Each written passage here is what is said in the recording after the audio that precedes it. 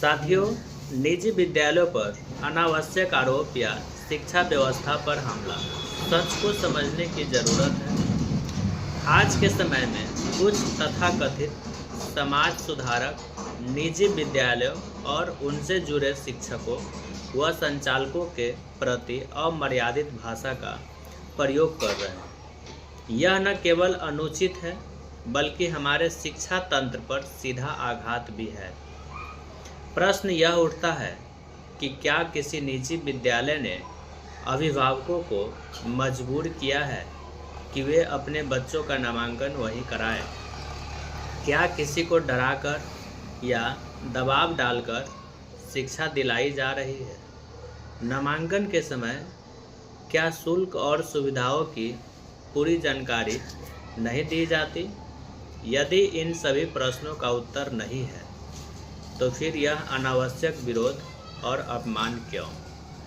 साथियों, निजी विद्यालय केवल शिक्षा ही नहीं बल्कि अनुशासन, संस्कार और प्रतिस्पर्धात्मक वातावरण भी प्रदान करते हैं। यदि किसी अभिभावक को शुल्क देने में कठिनाई होती है तो सरकार द्वारा संचालित निःशुल्क एवं सुविधा युक्त विद्यालयों का विकल्प सदैव उपलब्ध है। वहाँ शिक्षा, भोजन, पुस्तकें और अन्य सुविधाएं भी निःशुल्क दी जाती है।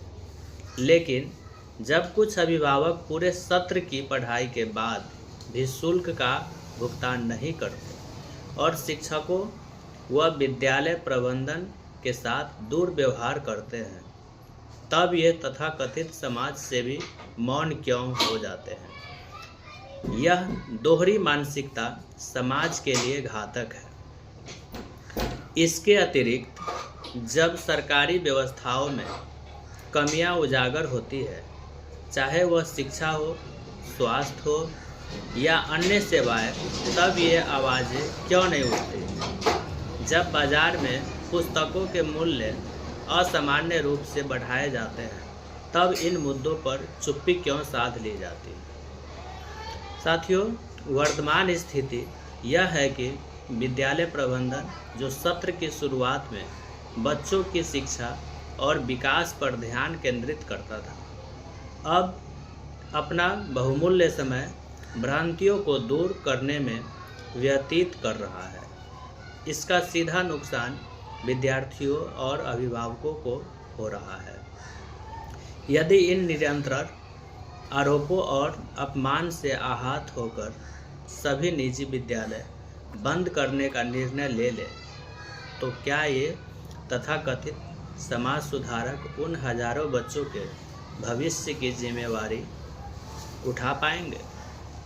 क्या प्रशासन इतनी बड़ी व्यवस्था को तुरंत संभाल पाएगा?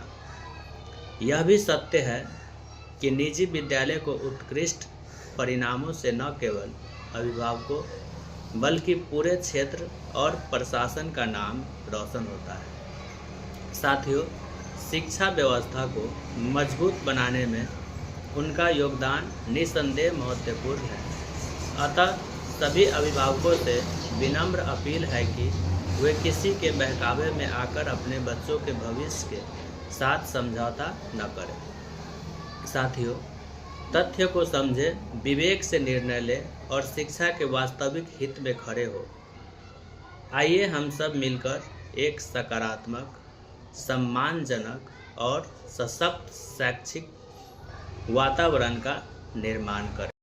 साथियों, अगर मेरे इस बात से आप लोग सहमत हैं तो कमेंट में अपनी प्रतिक्रिया अवश्य दें। धन्यवाद।